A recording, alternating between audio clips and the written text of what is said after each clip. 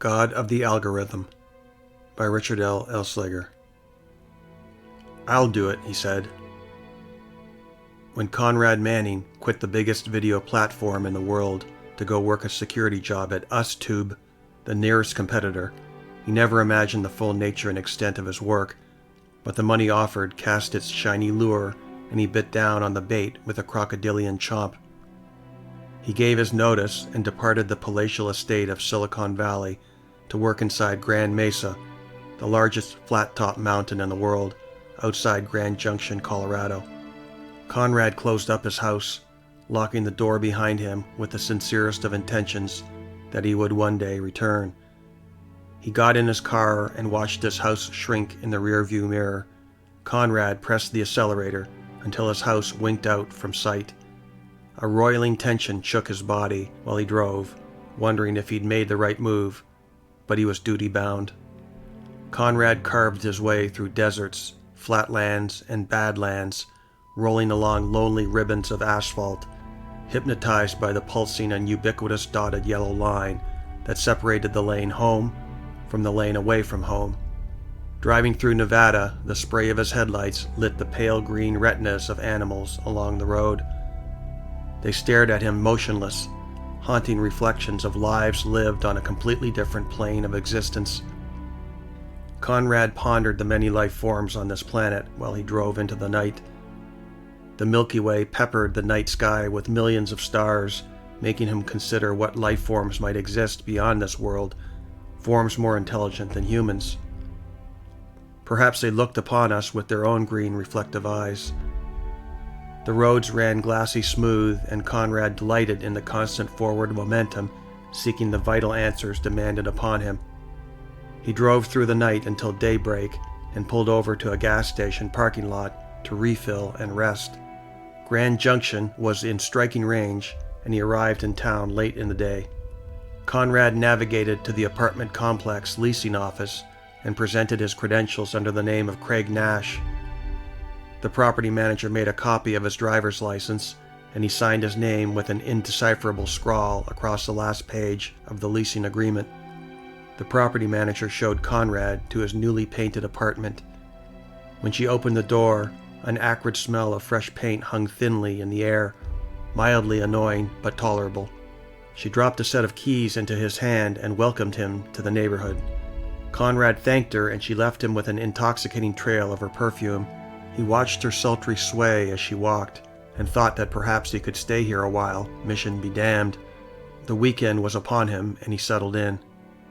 2 luggage pieces, a briefcase, and some bedding were an easy unload to his furnished accommodations, and he was done. He spent a restful Saturday night, and on Sunday he headed for the downtown core. Quaint shops lined the streets and boulevards, offering a surreal peace unknown to him from the bustle of Silicon Valley. He needed to remind himself that what he saw, what he experienced here, would be as transitory as the life of a monarch butterfly, beautiful but fleeting. He enjoyed an ice cream at an outdoor cafe and watched passers-by, families with strollers and children who ran carefree on the sidewalk, joyful interactions among family he'd rarely seen on the streets of San Francisco. Conrad savored the creamy, cold maple walnut of his cone, and the sugary crunch of walnut bits soothed him, while the sweet smells of cotton candy from a nearby candy store occasionally sent dreamy odors his way. What an idyllic place. He took a breath of fresh air and relaxed. Sunday evening proved to be quite the opposite experience. He acquired a wireless signal and sent a communication back to his old employer, advising that he'd arrived. A rude alarm detonated like a pipe bomb on Monday morning, sending Conrad to the shower. He dressed in the most business-casual outfit he possessed and ran a comb through his blonde locks. He was out the door well before the sun cast its watchful eye across the landscape. Conrad drove to a drive-thru and picked up a coffee and a donut, then plotted a course due east along the interstate, headed for Grand Mesa and his new assignment at UsTube. The harder he squeezed the throttle, the faster the massive mesa grew in Conrad's field of view. He stared in awe at the huge flat-topped mesa that housed the venue of his new employment, set deep inside the mountain. The drive took 90 minutes to arrive at the gates of UsTube. He presented his identification and the security guard scanned Conrad's driver's license. The credentials matched and he opened the gate. "Welcome to us, Tube, Mr. Nash." Conrad gave a confident nod and drove toward a huge metal gate. It slid open, metal ball bearings grinding in their tracks, the road leading into a rock-encrusted tunnel. Conrad drove through the metal gate into the side of the mountain and watched the light of day vanish from his rear-view mirror. The solid metal gate clanged shut with ominous finality. Overhead streetlights inside the tunnel showed the way. The surrounding darkness still triggered his automatic headlights, and they shot two bright beams into the distance, breaking the gloomy opaqueness of the tunnel. He arrived at a secondary security gate, and again he showed his credentials and was allowed to pass. It took another 2 minutes of driving to get to a massive underground parking garage. He selected a spot and put his car in park. He reviewed the mission and reiterated his assumed name so there would be no mistakes and no suspicions. Conrad exited with his paperwork in hand when a guard came to his door. "Welcome, Mr. Nash. We have been expecting you." "Thank you," said Conrad. "May I see your paperwork?" asked the guard. Conrad turned over his documents and the guard scrutinized them and analyzed Conrad's face for a match. Satisfied, he returned the paperwork to Conrad. "Follow me." The guard led Conrad to a reception area molded into the bedrock of the mountain. The cold, solid architecture of the waiting facility gave Conrad the chills, and he wondered if he could really succeed. He sat in a single large, high-back leather chair carved with intricate wooden embellishments. Wolf heads and dragon's feet adorned the chair, and brass tacks injected themselves into black leather, imposing in its Gothic design. The security detail at the desk, about 5 guards armed with machine pistols at their side, and an attractive receptionist watched Conrad with dispassionate, non-committal faces, all of them. Conrad cleared his throat at the visual intrusion, so intense and uncordial was their scrutiny. An elevator bell broke the stuffy silence of the waiting area, and a man dressed in a gray suit materialized. The click-clack of his polished dress shoes echoed with every step. He carried a file folder under his arm and snapped to an abrupt stop in front of Conrad. "Mr. Nash, pleased to meet you," he said, extending a large and imposing hand. Conrad stood up and shook the man's hand, looking eye to eye, surprised to see someone the size of a bull shark like himself. The man offered a crushing handshake, and Conrad reciprocated. "Likewise," said Conrad. "I'm Fritz Ziegler," he said. "I run the facility here. If you will follow me this way." He extended a hand that guided Conrad to the elevator bank. Conrad took the lead and moved in the general direction of the elevators, a constant concern fulminating within him that at any moment he might be found out. Conrad took measured steps, calculating steps, and the man followed in tandem. Fritz Ziegler pressed the down button and they waited for the next car. Conrad examined the gold inlays on the elevator doors, strange scenes of technology beyond the scope of his understanding. The elevator bell rang and the doors swept open in one fluid movement, more organic than mechanical. The two men stepped in and the doors shut. Instantly, Conrad felt a severe drop that made him weightless for a second. He staggered to regain his balance while Fritz Ziegler had taken the precaution of holding on to an interior handrail. "Sorry about that," said Ziegler with a maniacal smile. "I have so much fun initiating our new employees with that feature. You might sense that we are moving at a tremendous rate of speed, and you'd be right." "A little warning would have been nice," said Conrad. "Well, Mr. Nash, no harm, no foul, right?" "Where are we headed?" "Down to security detail," said Ziegler. "We believe in keeping our technology and our algorithms safe from prying eyes." "I understand," said Conrad.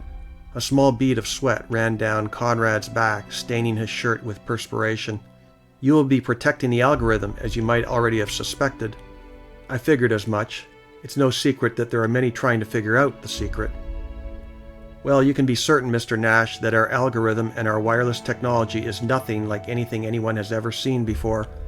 We have, shall I say, a monopoly on our technology, unavailable anywhere else on this planet." Ziegler stared at Conrad with shark eyes. Conrad returned the challenge. Ziegler let out a chuckle. The elevator velocity slowed, and Conrad sensed the change in gravitational forces. settling to a light with a cushioned landing. The elevator door chimed and the panels swept open. Conrad was greeted with hazy blue lights that showed the way along a corridor filled with technicians walking in strange suits. Ziegler smiled. "Follow me." The complex proved colossal, with connecting corridors that branched off in every direction, like the tunnels of an ant farm. Ziegler led Conrad to a room filled with various uniforms and asked him what size he wore. Conrad answered, and Ziegler removed a black one with unusual patches and lettering emblazoned on the arms and chest. The symbols looked like hieroglyphics. Ziegler handed the outfit to Conrad and directed him to a change room. Conrad entered the change room and removed his business attire and donned the given uniform. He emerged from the change room, the uniform fitting as if tailor-made. Ziegler looked at Conrad's sneakers. "Those will have to go," he said. "What is your shoe size?" Conrad blurted out a 9 1/2, and Ziegler removed a pair of high black boots from beneath the clothes rack. He handed the boots to Conrad and walked toward a cabinet. He made a visual assessment of Conrad's head and asked for a hat size. Conrad's internals were on fire with apprehension, wondering what exactly he'd gotten himself into, but on the exterior he appeared as calm as a freshwater lake on a sunny, cloudless day. 58 centimeters, said Conrad. "Ooh, metric. I like that," said Ziegler. Fritz Ziegler opened the cabinet door and withdrew a black, military-style hat that had an US-tube insignia stamped in pure gold, pinned to the peak of the cap. He flung the hat to Conrad like a flying saucer, and Conrad, quick on the draw, caught the hat in mid-flight. "Put that on," he said.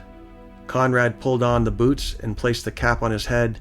He turned to look at his reflection in the mirror, and the sight was very disturbing to him, a reminiscence of a darker 20th century past. But he must press on with the assignment and show no hint of fear. "Okay, follow me, Mr. What was your last name again?" asked Ziegler. "Nash, Craig Nash," said Conrad. "Ah yes, sorry, Mr. Nash, I have so much on my mind, you see."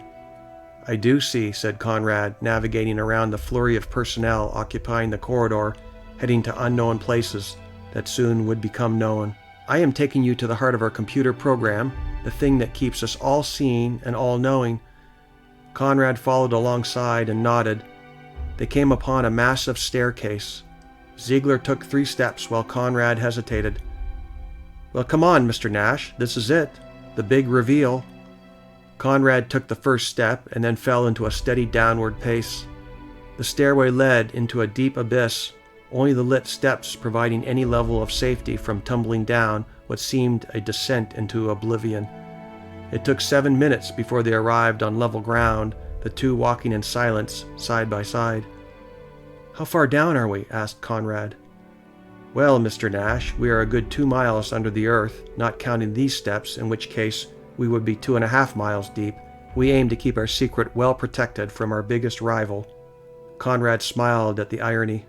"This way, please," said Ziegler. The walls were lined with glass panels, and behind the panels towered massive banks of computers on either side. The computers shed a low-grade buzz of electricity, an eerie alien tone unlike any that Conrad had ever heard. A dull orange haze glowed around the terminals. The endless rows of computers went on for another 5 minutes, like terracotta soldiers, until Ziegler stopped at an imposing circular silver door. A gargantuan wheel occupied the middle of the door, a combination lock that looked like the helm of an ancient ship. Ziegler placed his hand on a scanner that caused a green light to flicker on.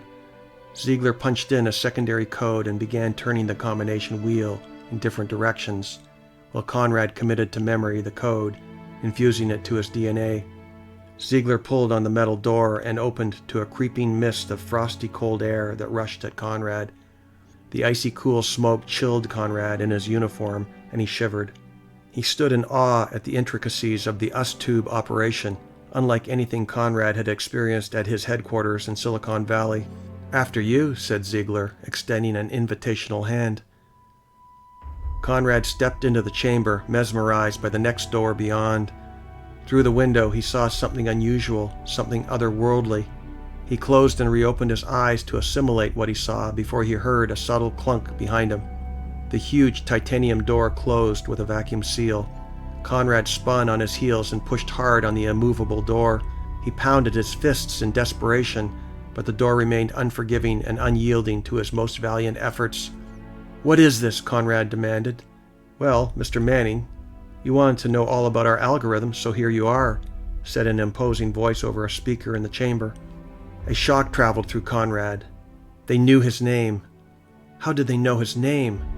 The voice answered his internal question and caused further shock to Conrad. "We know everything about you, Conrad Manning.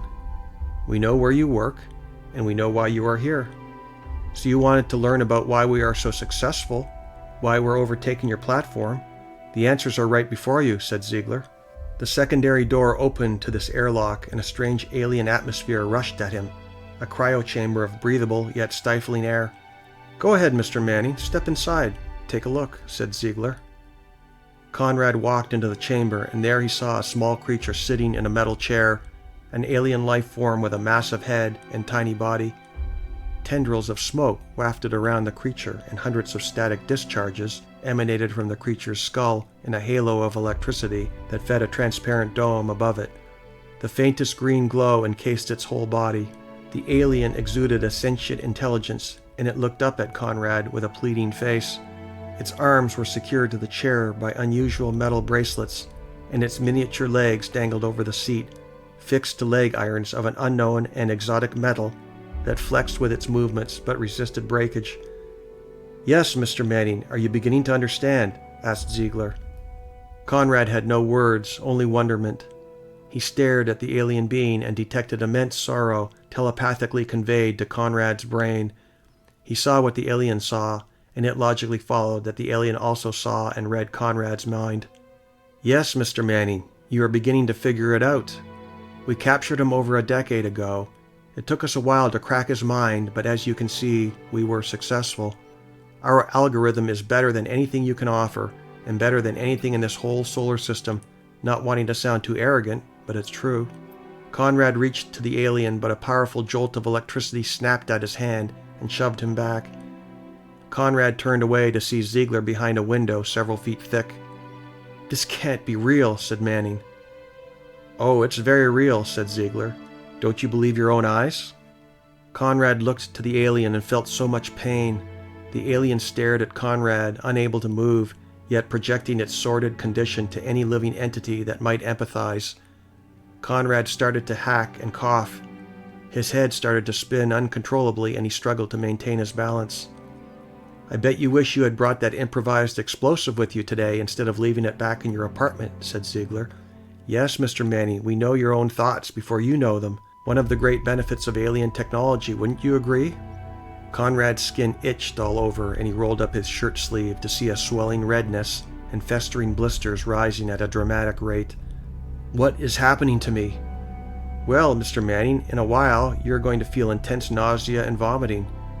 You're dying." "Of what?" Manning demanded. "Radiation sickness, I'm afraid. Our little friend here requires high levels of radiation in order to survive. His planet, wherever that might be, no doubt is highly radioactive, so his kind has evolved to live on radiation. Isn't that unique? I would have thought you might find that fact unique, given your science background." "Let me out," said Conrad. Several pains rippled through his midriff, terrifying him. He was only 37 years old. He had so much more to accomplish. "It's too late for that, Mr. Manning. You're already dead. It's just a matter of a few more hours. Your exposure level is, shall I say, quite lethal." "I won't be the last. There'll be more of us. You won't win." "Oh, Mr. Manning, I am quite sure we will. We already know who they are and when they will arrive before anyone in your organization will ever know. Our little friend here has precognitive abilities, and that allows us to see into the future of every user that comes onto USTube. We are the way of the future. You know, a brave new world and all." Conrad coughed up blood and sprayed a fine mist of red across the floor. "Oh, very good, Mr. Manning. I see you like modern art." "They'll find out about me. They'll know," said Conrad. "No one will suspect anything, Mr. Manning. You will have died in your uniform, a work-related accident. We can tell any story we want as to how it happened. How does this sound? You were assigned to protect a highly radioactive area, and you ignored the warnings. You will have received a lethal dose of radiation on the job, through no fault of your employer. It will go down as a simple workers' compensation case with a fixed payout to your relatives. Case closed." Conrad collapsed to the floor and stared up at the imprisoned alien. Severe pains radiated through Conrad's body, and his hair fell out in clumps while internal organs bled by degrees. He felt his life vacate this world. The creature stared down at Conrad and placated him in his last hour of life. The creature telegraphed its sincerest farewell, and Conrad closed his eyes for the last time, satisfied with the knowledge that in this vast universe, not all life was possessed of such evil intentions as humankind.